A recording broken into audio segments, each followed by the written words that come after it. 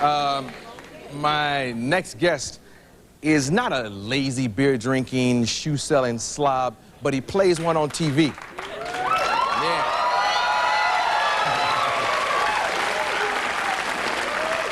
Here's a clip from Married with Children.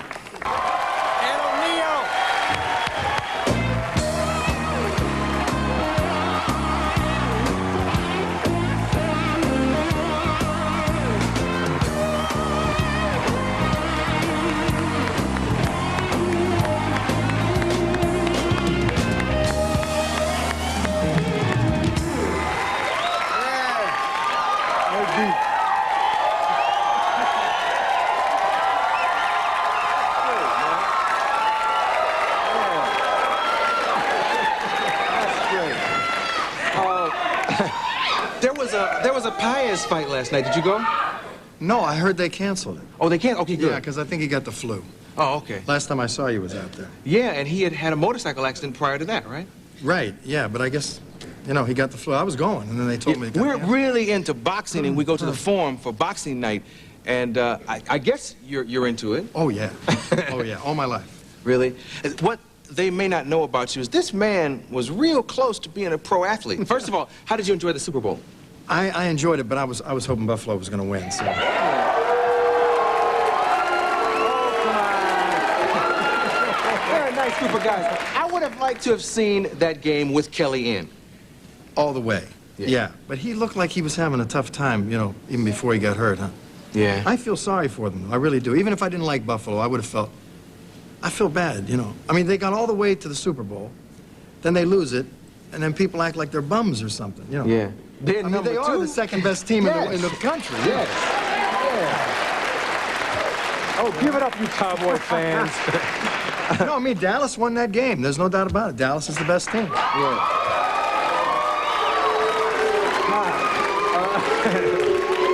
Now, you actually got close to the Pittsburgh Steelers. You were there in camp. Yeah, I was there.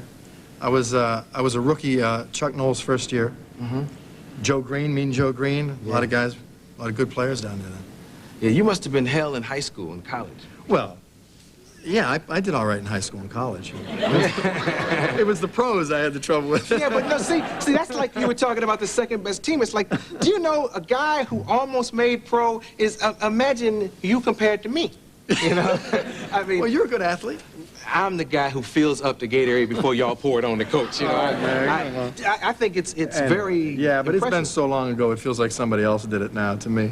You're kind of a little guy, actually. Yeah, well, actually, how much do you think I weigh? I would say 179. I weigh 215. Stop. Right now. I must be heavy bones or something. Yeah. I am. I'm 215. Do you lift? I used to. I haven't for a long time. When I played around 235. Ouch. Yeah. Yeah, what position did you play? Well, I tried outside linebacker down there, but I played middle guard and tight end and defensive end in college. And on the lot here, when they were working on cheers, weren't they interested in you for that? I was one of the guys that was up for the part. But originally it was a football player. Yeah. And then they changed it over when Ted Danson got the role. I never could figure that out. Why? Because, you know, he looks like he could play football. Yeah, yeah. But, wow, that's interesting background you have. Yeah, now, yeah. Okay, you're doing this thing and everybody loves you, but can you do something else because you're Ted Bundy? Ted Bundy. Al Bundy. You mean that guy? That's another guy. Yeah. No, that's been done. Yeah. It's a different Bundy altogether.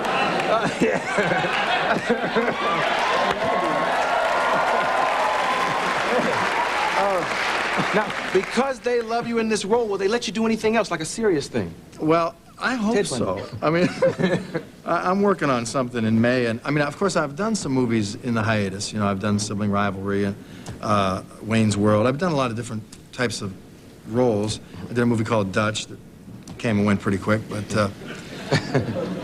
but it wasn't bad. It was a pretty good little movie. But I think I'm having trouble with that typecasting thing. You know, I would imagine I will have trouble with it. Yeah. Because Bundy is such a hard character to get out of people's minds, you know. Yeah. And I'm always going to look like the guy. Yeah.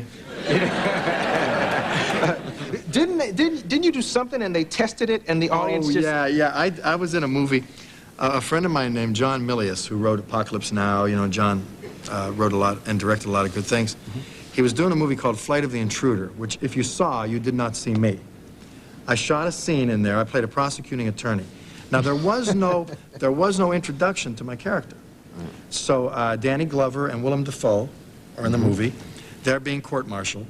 They march them in, all pomp and circumstance, and in the middle of this, you know, military tribunal, the click of the heels on the floor, and they've got all the military people around, you know, in like a, you know, big circle kind of thing.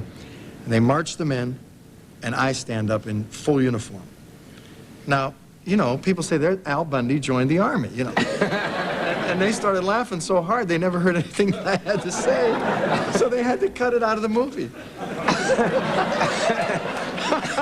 That's when you're real successful. You can't do nothing else.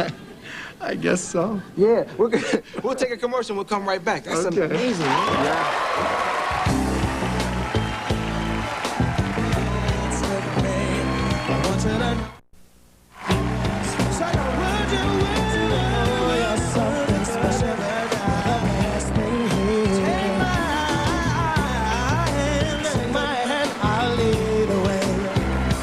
Just hold me close and let me whisper.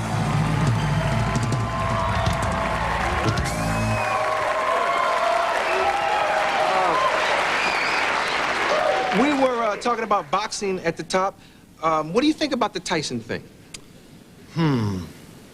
Well, when he got convicted, well, first of all, I thought when he got convicted that he did it. You know, that's what I thought. I mean, I thought that the girl was probably naive and you know, went out with him and figured that you know, she was going to have a good time, and he was the champ and wasn't going to pull anything that she couldn't handle on her. And I thought maybe he got a fair trial. But now they're coming out with this other information, and you know, now I'm willing to listen to it. I mean, you know, not that it matters what I think, but I mean, I think that you know, if there was some problems, then they should bring it out. Well, I mean, yeah. There's all kinds of stuff. The jurors are kind of wavering, and then this Dershowitz stuff. I guess the lady. That's his attorney. That's his. Yeah, that's Mike's attorney for the appeal. Yeah. I guess he was he's saying. Sharp, you know. He's sharp. Yeah, but I guess she said she took off her panty liner and came back or something. What was that all about? It's deep. No, I didn't hear that before. Yeah, I heard Dershowitz say she went in the bathroom where there was a phone, took off her panty liner and came back. Yeah. And I'm like, what's a panty liner? Yeah, what is, you know, I still don't know what that is. You know, and then they just went to commercial on this show. But well, it's a hard thing to prove, you know. Yeah. Anyway, nobody was there but the two of them, you know. Yeah. Boy, so we should move on to something else. Move on, yeah. You're a big sports fanatic, though. You're a good handball player? I play a lot of handball, which a lot of people don't know what that is, actually. It's like racquetball, but you just use your hands. I play... Anybody play handball? I haven't been playing as much as I'd like to, though. But I play out, you know, I play Venice Beach, 3-wall. I play indoor, 4-wall. I play around. How good are you? I'm not... I'm probably, when I'm in shape, maybe a low A player, which isn't bad. But, I mean, I can't beat any of the real top guys, you know. Yeah. Well, what was the last job before you became an actor that you enjoyed? That I liked? Yeah. That I liked? I was a bellhop in Florida. I liked that job. Really? Now, what excited you about that? Well, you got to meet just some the nice... feel of some American tourister in your hand. Well, you got the tips. Yeah. You know, and everybody's on vacation down there. They're having a good time. So it's on the beach, you know, you see a lot of pretty girls. This was a long time ago when I was a kid. Yeah. I liked the job. Yeah. It was just nice. You know, it was a nice atmosphere and fun, you know, hanging out, you know, down by the beach. What kind of car did you have then? I didn't even have a car then. Really? No, because I got cut by the Steelers. I'll tell you a funny thing. I got cut by the Steelers, and I was working in this hotel, bellhopping, and the Steelers checked into this hotel. Oh. And I had to take their bags. And some of these guys were saying, oh, man, what happened to you? Yeah.